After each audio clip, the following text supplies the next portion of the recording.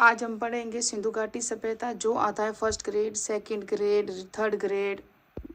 ये टॉपिक हर जगह आता है, जहाँ RS दे दो, CET दे दो, SI दे दो, LDC, ग्राम सेवक, पटवार, हर जगह आते ही हैं। कांस्टेबल में विशेष कर आता है और फर्स्ट ग्रेड में तो है ही हिस्ट्री में टॉपिक। तो सिंधु घाटी सभ्यता कह दो, इसे सरस्वती सभ्यता जो भी कह दो। हड़प्पा सभ्यता इसका खोजा गया पहला स्थल था। जिस तरह से राजस्थान में आज़ादी के बाद या भारत में जो पहला खोजा गया स्थल था वो कालीबंगा थी, है ना। उसी तरह से हड़प्पा सभ्यता पहले खोजा गया था। इसी कारण सिंधु घाटी सभ्यता को हड़प्पा सभ्यता भी कहा जाता है ना। याद रखना, इसका स्थान है पाकिस्तान में। ये राजस्थान भारत का मैप बनाया मैंने, थोड़ा सा आपको दिख रहा होगा, ये दिख रहा है ना भारत का मैप। तो ये गुजरात है और गुजरात के जस्ट ऊपर यहाँ पंजाब है, राजस्थान। आधा पंजाब तो हमारे भारत में है, आधा पंजाब पाकिस्तान में। पंजाब में नदी है रावी नदी के बाएं तट पर, है ना। रावी नदी के बाएं तट पर इस सभ्यता को खोजा गया था, ये भी याद रखना। और तो देखो, नोट्स तो सब लिखवाते हैं, मैंने ऐसा समझा है कि आप कभी नहीं भूलोगे, हमेशा याद रहेगा।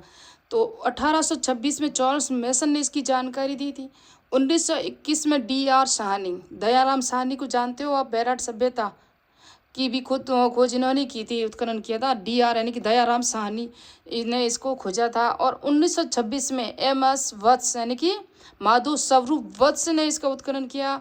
और विस्तृत रूप से 1946 में माधव मार्शल व्हीलर में ना, Wheeler master Marshall Mortimer Wheeler थे ना, उन्होंने भी इसका किया था। तो चारों व्यक्ति हैं ये हड़प्पा सभ्यता से जुड़े हुए हैं। यह मैंने मैप में बताया अन्नागार, यह अन्नागार विशाल अन्नागार जहाँ था, जो हड़प्पा सभ्यता की विशेषताओं में है, यानी कि यहाँ पर अन्नागार की विशेषता या अवशेष पाए गए। ये मैंने बनाए हैं श्रमिक आवास, यहाँ अब मजदूर रहते थे। तो श्रमिक आवास के अवशेष या विशेषता किस सभ्यता से जुड़ी है? हड़प्पा सभ्यता से। ये मैंने लिखा श्रमिक आवास, या मजदूर कुछ घूम भी रहे हैं। ये है वर्ताकार चूल्हे, वर्ताकार चूल्हे की जो अवशेष मिले हैं वो भी हड़प्पा सभ्यता से मिली है। अग्निवेदिकाएं थी ना, उसके साक्ष्य कालीबंगा और लोथल से मिले थे। लोथल सभ्यता भी मैंने 3 मिनट में पूरी करवाई थी, और इसको भी 5 मिनट से ज़्यादा मैं इसका टाइम भी नहीं लूँगी, क्योंकि याद रखना है, याद रखने वाले फैक्ट याद रखना है आपको। यहाँ गर्भ परत होती है ना, महिला के गर्भ से निकलते हुए पौधे का चित्र है, जिसे मार्शल ने उसे पृथ्वी माता कहा है, यही भी याद रखना। यहाँ तांबे की इक्का गाड़ी मिली है, देखो ये इक्का गाड़ी मेरे से जैसी बनी वैसी बनाई, लेकिन यहाँ से तांबे की इक्का गाड़ी भी मिली है। R37 कब्रिस्तान भी मिला है, जहाँ से ये कब्रिस्तान देखो भाई, संयुक्त कब्रिस्तान है जो नगरों से बाहर की तरफ होते थे। और बता दूं, यहाँ मिली एक ताबूत मिला है, ताबूत है ना, लकड़ी का ताबूत मिला है, उसके अंदर एक विदेशी की कब्र के साक्ष्य भी हमें यहीं से मिले हैं। यहाँ लाल पत्थर है ना, पाषाण मूर्ति मिली है, किसकी? मानव की लाल पत्थर की पाषाण मूर्ति मिली है। और यहाँ काले पत्थर की मिली है नर्तकी की मूर्ति, काले पत्थर की।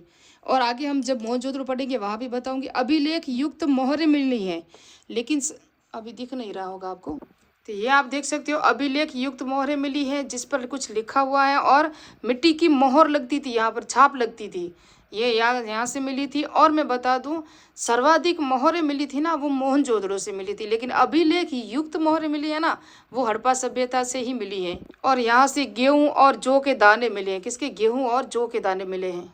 और एक नोट डाउन कर लेना आपको कि स्टुअर्ट पिगट को तो सब जानते ही हैं, इन्होंने मोहनजोदड़ो और हड़प्पा को एक विस्तृत साम्राज्य की जुड़वा राजधानी बताया था, दोनों को। और दशरथ शर्मा को तो कौन नहीं जानता, कालीबंगा को हड़प्पा सभ्यता की तीसरी राजधानी कहा था उन्होंने। और एक इतिहासकार हुए थे L बाशम ने, जिन्होंने कहा था कि इन सभ्यताओं पे पुरोहितों का शासन मानते थे, ये भी याद रखना। तो ये कुछ फैक्ट थे जो मैंने आपको बताए हैं। मिलते हैं नेक्स्ट बार में पढ़ेंगे मोहनजोदड़ो, और जो परीक्षा में आने युक्त फैक्ट थे ना वो ही बताए हैं मैंने आपको।